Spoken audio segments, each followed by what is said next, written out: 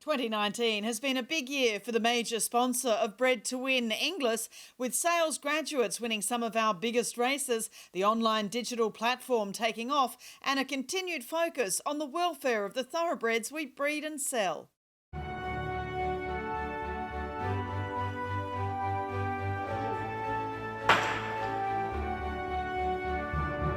Declares bonnet for Australia. Santa on a lane, swept to the front and kicked away in the TJ. And the colt by Exceed and Excel. He cost $180,000 at the Inglis Easter yearling sales. The autumn sun's really surging. The outside, yes. Jonathan, Inglis has always been really on the front foot with, doing the right thing and being a very positive sort of business. And just to have a bit of a recap of the year, just starting with your policies regarding thoroughbred welfare, and you've been very strong on this for some time. Look, we have, Caroline. It's something we strongly believe is one of the the elements that's going to drive the industry for the next 10 years. It's very important to get on the front foot with this, and Inglis want to be very proactive in the welfare of the thoroughbred industry. So we've already engaged with the PRAs in Victoria and in New South Wales.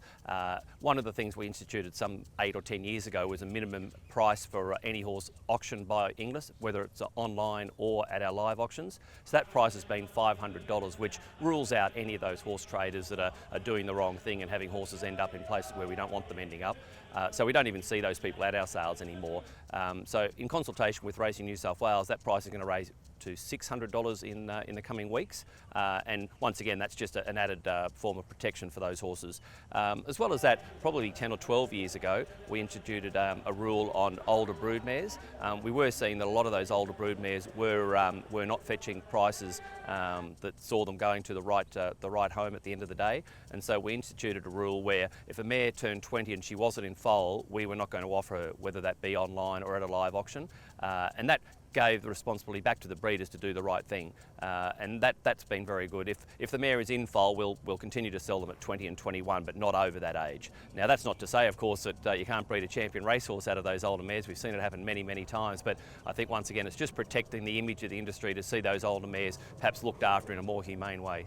And it is, of course, such a massive issue for the entire racing and breeding industry, but it's also a matter of supporting equestrian people that are taking on our thoroughbreds. Oh, very much so. I mean, I think this is something that certainly Racing New South Wales and ourselves have looked at for the last couple of years. It's something Inglis has always supported, through Horse Zone and even through the Inglis name itself. We've been the lead sponsor of the Crane Trophy, an event now held for thoroughbreds, the Royal Easter Show.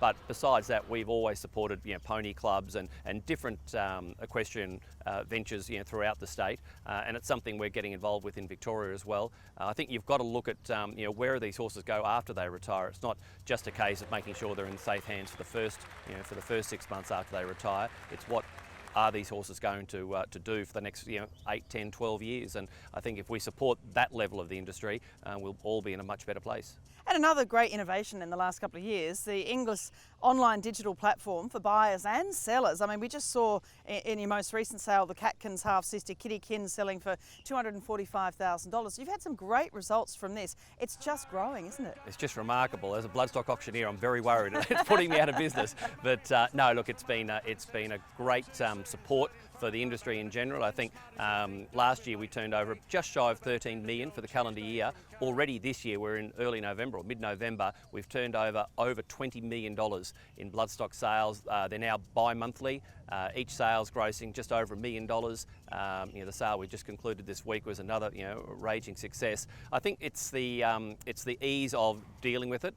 Buyers particularly can get online, register, they get their credit limit, and once again the sellers know that money's safe and can be transferred into their account as soon as a horse is sold. You don't have to move those horses physically to a sale yard. You can just advertise them online, a photo, a bit of video, a little bit of a description, and the team at Inglis Digital have done a super job in really growing this brand to the stage now where there really is hardly a person in Australia and New Zealand that is not well aware of it and not trading on it, whether buying or selling. I mean, in the past 12 months, we've had horses bought and sold through places like Germany, Japan, France, America, England. So it's something that we're very passionate about growing the brand, and it's working really well.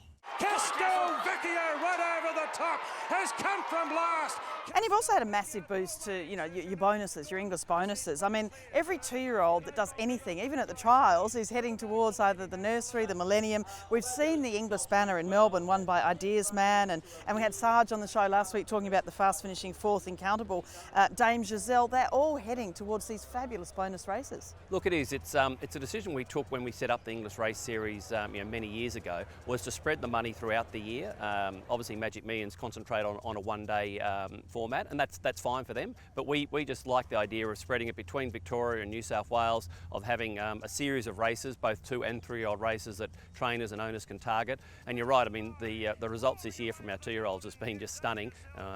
Dame Giselle, obviously the Golden Slipper favourite at the present time. And of course, Ideas Man, he's won the first leg of the Inglis Triple Crown, and we've got the Inglis Nursery coming up here at Randwick on Villiers Day. The winner of that race, it becomes the other eligible horse to win the bonus. And I'd be suggesting strongly that both Ideas Man and the winner of the Nursery will head towards the Millennium, the $2 million race on the eve of the Classic sale at Warwick Farm.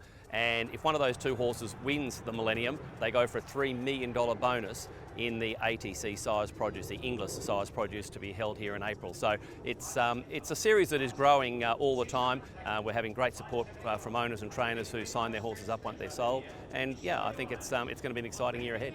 And we saw the Inglis Classic. I mean, it's not far away, is it? So that catalogue was launched yesterday, went to press yesterday. It did, Caroline. The bloodstock team, both in New South Wales and Victoria, have transversed New Zealand and every state of Australia looking at horses that have been entered for the sale. Over 4,500 horses entered for our sale series in 2020. And we're really, really happy with the quality of horse coming to the 3 major sales, that being Easter, Premier and Classic. With Classic, we've got a catalogue reduced from last year. Last year we had 1,000 horses. We just found that probably diluted what we wanted to sell at that time of the year, and it didn't allow all the horses to be on the complex at the same time. So we brought that number back to 800 horses, and that sale will be conducted on the 9th, 10th and 11th of February. So the Sunday, Monday, Tuesday. So we've got the big Millennium Race Day out there on the Saturday, and it'll give everyone a chance to concentrate on that rather than selling on Saturday night. People can enjoy the successes that day, go and celebrate, and then get ready to attack the sale ring on Sunday morning. The catalogue itself is a mix of proven stallions, as it always is, and these young and up-and-coming sires. I think Capitalist is one of the most highly represented sires in the book.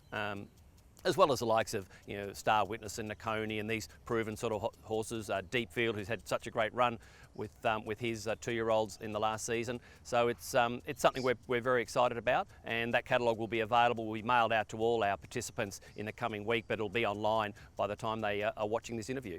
And so many great graduates. I mean, this spring carnival, every carnival we see so many graduates from Inglis going through, and becoming the stars of the turf, really. I mean, we saw even the spring champion go back to that with Shadow Hero, Castelvecchio running second. He went on and was second in a Cox Plate.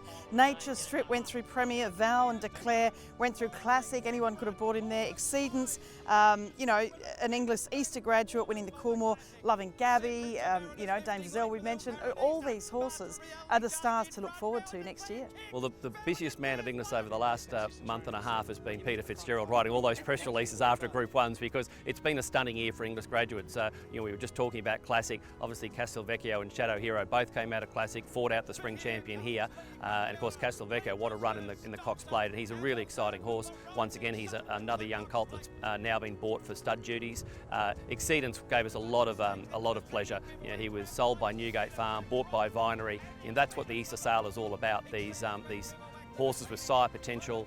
He's by Exceed Excel, and now he's gone and won one of the big sire-making races in the country. So Exceedance is a great advertisement for the Easter sale, and great to see Viney, who invest a lot of money in colts trying to buy that next Group 1 winner, have the success they've had with that colt. But yeah, look, it's been a stunning start to the calendar year. Of course, we've just had a great year with graduates all round, being the leading source of Group 1 winners for the last 2 years. So it's something that we're very proud of, and we don't take lightly. We work really hard to try and find horses we think can succeed on the racetrack, and I think that's being borne out on the racetracks at the present time.